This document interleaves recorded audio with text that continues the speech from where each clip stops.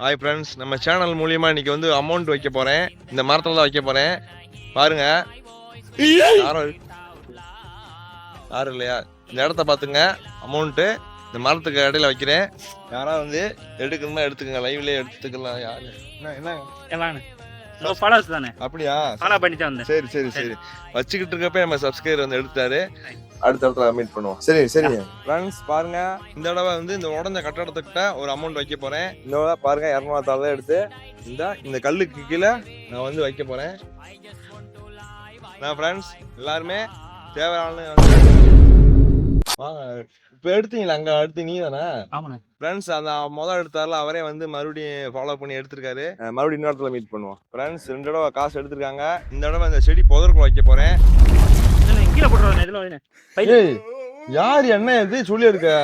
எங்கனே போறீங்க? அடுத்தா காசு வைக்க வேணாமாடா? போடா.